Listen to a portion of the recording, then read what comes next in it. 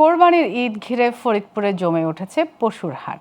তবে দাম নিয়ে ক্রেতা বিক্রেতারা বলছে পরস্পর বিরোধী কথা। এদিকে জেলা প্রাণী সম্পদ কর্মকর্তারা বলছেন এবছর জেলায় চাহিদার অতিরিক্ত পশু উৎপাদন করা হয়েছে। সুস্থ পশু বিপণনে বিক্রেতাদের সহযোগিতা করা হচ্ছে বলেও জানান তারা। ফরিদপুর থেকে সুমন মুন্সির তথ্য চিত্রে ডেস্ক রিপোর্ট। ফরিদপুরের অন্যতম বৃহত্তম টেপাখোলা হাটে কোরবানির পশু বেচাকেনা জমে উঠেছে। জেলার এই হাট থেকে পশু কিনতে দেশের বিভিন্ন এলাকা থেকে আসছে ক্রেতারা। হাজারো পশুর মধ্য থেকে পছন্দ অনুযায়ী গরু কিনছে ক্রেতারা। বিক্রেতারা বলছে গোখাদ্যের মূল্য বৃদ্ধির কারণে এবছর পশু লালন পালনে অতিরিক্ত ব্যয় করতে হয়েছে, সে অনুযায়ী দাম পাচ্ছে না তারা।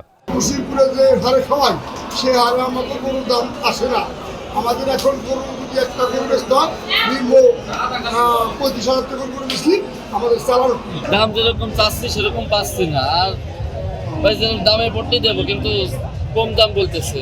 এদিকে ক্রেতাদের দাবি বাজারে তোলা গরুর দাম অনেক বেশি হাঁকা হচ্ছে। বিগত বছরের তুলনায় এবছর গরু প্রতি 20 থেকে 30,000 টাকা বেশি দাম চাওয়া হচ্ছে বলে জানান তারা।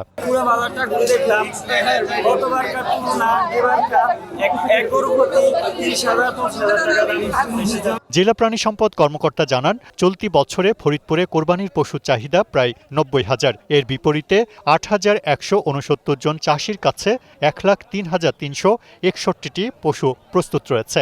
সুস্থ পশু বিপণনে প্রাণী সম্পদ কার্যালয় থেকে সব ধরনের সহযোগিতা দেওয়া হচ্ছে বলেও জানান তিনি। ফরিদপুর জেলায় 8,169 জন খামারিকে উদ্বুদ্ধ করে এই গবাদি পশু লালন পালনে তাদেরকে সম্পৃক্ত করেছিলাম এবং তারা আধুনিক পদ্ধতিতে গরু হৃষ্টপুষ্টকরণ করেছে এবং তারা এখন প্রস্তুত তাদের উৎপাদিত গবাদি পশু বাজারজাতকরণের জন্য। দেশি খামারিদের টিকিয়ে রাখতে কোরবানির সময় ভারত থেকে পশু আমদানি না করার দাবি স্থানীয়দের।